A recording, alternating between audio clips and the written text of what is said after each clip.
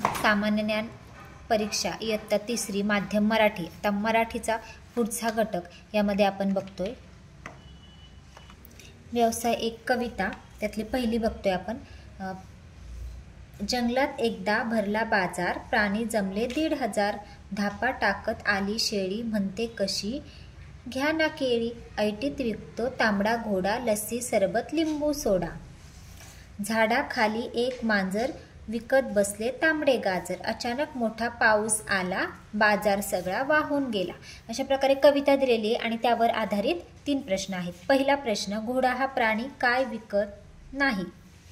आता बघा, काय विकत नाही विचारले आणि इथं काय आहे, ऐटीत विकतो तांबडा घोडा, लस्सी सरबत लिंबू सोडा, म्हणजे लस्सी सरबत आणि लिंबू सोडा विकतो, केळी विकत नाही, म्हणजे आपलं उत्तर येईल पर्याय क्रमांक 4। दुसरा प्रश्न, कवितेत कोणत्या प्राण्याचा उल्लेख आलेला नाही? बघा, घोडा, कुत्रा, शेळी आणि सिंह। तर याच्यामध्ये घोडा आहे, शेळी आहे, मांजर आहे, शेळी, घोडा आणि मांजर एवढंच आहे हा, म्हणजे कुत्र्याचा सुद्धा इथे उल्लेख नाहीये आणि सिंह पण नाहीये, म्हणजे उत्तर येईल आपल्याला ब आणि ड, आणि ब आणि ड कुठे आहेत? तर पर्याय क्रमांक 1 हे उत्तर येतं। पुढे तिसरा प्रश्न, पाऊस आल्यामुळे काय झाले? तर काय झालं, बाजार सगळा वाहून गेलाय, पर्याय क्रमांक 3 येईल। आता दुसरी कविता, कविता दिलेली आहे, ही मोठ्याने वाचन करायचं या कवितेचं, म्हणजे मग लगेच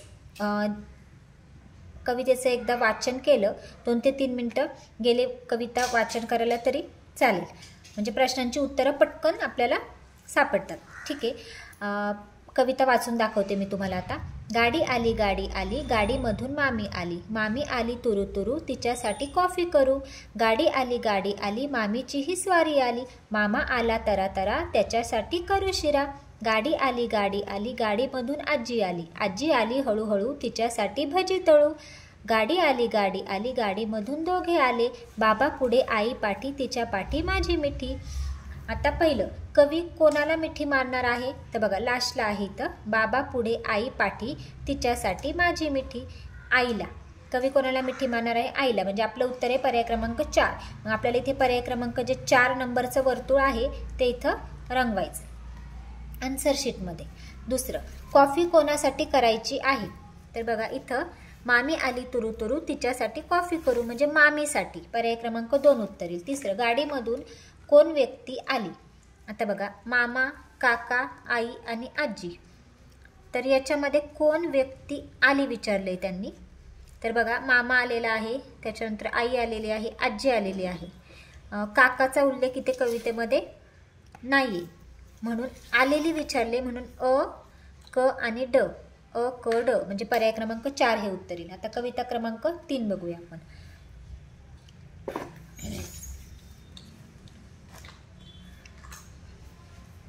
बाग फुला फुलांची आवडती मुलांची, गुलाबाचे फूल गालातच हसते, लाजाळू लाजरे लाज लाज लाजते, नाजूक साजूक जुई तिची बहीण जाई, सुवासाने केवढी घमघमत राही, अबोलीशी बोलू चाफ्या सवे हिंडू, सांगत तसे झेंडू नका नका भांडू, घरोघरी अंगणात फुलबागा किती, गावोगावी आता फुलांची ही शेती। अशा प्रकारे ही कविता आहे आणि कवितेवरचे प्रश्न बघूया आता आपण। पहिला प्रश्न कवितेवरचा, वरील कवितेत कोणत्या फुलाचा उल्लेख आलेला नाही? आता बघा, गुलाब, झेंडू, जास्वंद आणि धोत्रा आलेला नाहीये कवितेमध्ये। तर याच्यामध्ये बघा, गुलाब, झेंडू, जास्वंद आणि धोत्रा, गुलाब, झेंडू आहे, जाईजुई आहे, अबोली आहे, जास्वंद आणि धोत्र्याचा उल्लेख नाहीये, म्हणजे उत्तर येईल आपलं क आणि ड। कोणत्या पर्यायात आहे? पर्याय क्रमांक 1 क आणि ड। दुसरं, गालात कोणते फूल हसते? बघा, इथे कविता आहे, गुलाबाचे फूल गालातच हसते, म्हणजे कोणते फूल असते? गुलाब। दुसऱ्या प्रश्नाचं उत्तर आहे गुलाब, 2 नंबर। तिसरं, गावोगावी कशाची शेती आहे? हे बघा, कवितेच्या लास्टला इथं दिले, गावोगावी आता फुलांची शेती, म्हणजे गावोगावी, म्हणजे पर्याय क्रमांक 3 उत्तर येईल याचं। आता चौथी कविता, सोप्पं आहे की नाही कवितेचं?